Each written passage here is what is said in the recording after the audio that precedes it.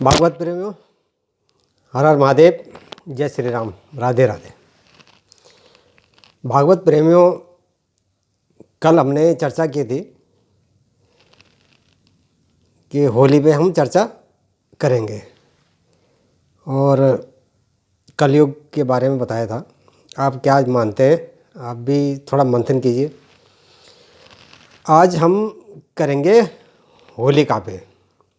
आखिर होली हम कैसे मनती है, क्यों मनाई जाती है, क्या पूजा होती है। उससे पहले मैं एक दो विषय आपको समक्ष रखना चाहता हूँ। हमने पीछे जो बात की थी कि क्या कोई बैकुंठ जा सकता है सशरीर, उसमें आपने मंथन किया नहीं किया।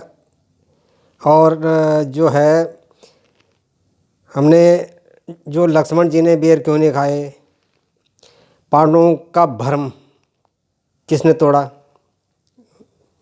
भाई उन्होंने गीता के उपदेश सुनने के बाद भी उनका भ्रम ख़त्म नहीं हुआ था, किसने ख़त्म किया वो भी आप पीछे देखिए। जो नए श्रोता हमारे भाई बहन जुड़े हुए हैं वो पीछे भी पिछले संदर्भ में देखें, उसमें हमने मंथन किया था। और वेद, वेद क्या है? देखिए, वेदों को बहुत से लोगों ने ऐसे बना रखा है कि जैसे पता नहीं कोई पढ़ नहीं सकता। देखिए, ये भ्रम जो है टूटना चाहिए। आप अपने बच्चों को बताइए, जो भी शिक्षा ले रहे हैं वो वेद के अनुसार ही है। मैं पहले भी कह चुका हूँ। ये लोगों ने जो भ्रम डाल रखा है, अजी आपने वेद पढ़े, वेद पढ़े। भैया वेद से ही पढ़ाई कर रहे हो आप, जो भी शिक्षा ले रहे हो वेद वेद बिना वेद के हो नहीं सकती। अपने बच्चों को समझाओ। आज हम होली पे जो है बात करते हैं। तो आपके संज्ञान में होगा कि भक्तजनों, हम होली पूजा करते हैं और जो होली जलाई जाती है उसकी कोई लकड़ी भी घर ले आते हैं, वहाँ से थोड़ा सा राख भी ले आते हैं। तो एक तरफ वो जो मान्यता है, लोग कहते हैं कि होलिका तो बहुत ख़राब थी, उसने तो प्रहलाद को जलाने के लिए चिता में बैठ गई थी। तो प्रहलाद को भक्ति कहाँ से मिली? देखिए, वो बचपन था, बच्चा था, उसको जो संस्कार मिले कहाँ से? अपने गुरु से। माता पिता तो उसके, देखो वो क्या थे क्या नहीं थे वो आपको पता है, वो भक्त भी थे एक किस्म से। लेकिन सवाल ये होता है कि आपको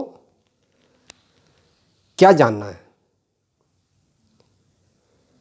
तो इसमें मतलब हमें किस बात का संज्ञान लेना चाहिए, ये आखिर है क्या? तो मेरा कहना है, होलिका देखिए, ब्रह्मा जी ने उसको वरदान दिया था। उसको एक ऐसा सौल दिया था कि वो बैठ जाए, उसको लेके वो जलती नहीं थी। तो भागवत प्रेम में मेरा जो आपसे अनुरोध है कि उसने, देखो वो बच्चा था प्रहलाद, उसको बचाया है, ना कि क्योंकि अगर वो उस हिरण्यकश्यप के बोलने पे अगर चिता में बैठती नहीं तो वो या तो वो मारी जाती, वो दुश्मनाई मोल लेती अपने भाई से। इसलिए वो खुद जल गई क्योंकि उसके पास भक्ति थी, और ऐसी भक्ति थी कि उसे पता था कि मैंने, ये भी भक्त है। तो भक्त ने जो है भक्त को ही बचाया है। उन्होंने वो जो सौल था वो प्रहलाद को उड़ा दिया था, क्योंकि अगर वो प्रहलाद को नहीं उड़ाते, अपने पास रखते, तो वो खुद बच जाते, प्रहलाद ख़त्म हो जाते हैं। तो प्रहलाद को बचाने के लिए वो खुद भस्म हो गई। इसलिए जो हम लकड़ी जलाते हैं, होली का दहन करते हैं, तो दरअसल होली का दहन नहीं होता, वो उसकी पूजा होती है, एक भक्त की पूजा होती है। वो गलत नहीं थी, और अगर अब गलत थी तो आप फिर होलिका का वो क्यों लाते हो? पूजा करेंगे, होली पूजा तो प्रहलाद को तो होती नहीं है ना, होलिका दहन करते हो ना आप। तो होलिका दहन करने का मतलब चिता की राख कौन लाता घर में? कोई नहीं लाता। देखो, भक्ति की राख आती है। जो होलिका ने भक्ति की थी, ब्रह्मा जी से उसको वरदान था, उस भक्ति की राख वो आप अपने घर लाते हो। भक्तजनों, हमने तो यही मंथन किया है। अरे ये जब आप लाते हो तो मेरे को तो बताने की ज़रूरत भी नहीं है, लेकिन आपको थोड़ा सा संदर्भ जो है, जो गलत दिशा में जाता है हमारा, वो सही दिशा में जाए भक्ति के, मेरा यही आग्रह है आपसे। और होली के दिन हम एक नया होली का एक भजन समझ लो, वो नया एक तैयार कर रहे हैं। देखो लोग आते हैं नहीं आते, मिलते नहीं मिलते, कोशिश जारी है हमारी।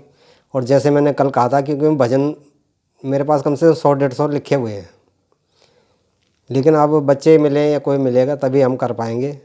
देखो अकेला चढ़ा चना जो है भाड़ नहीं जोंक सकता, सहयोग तो चाहिए।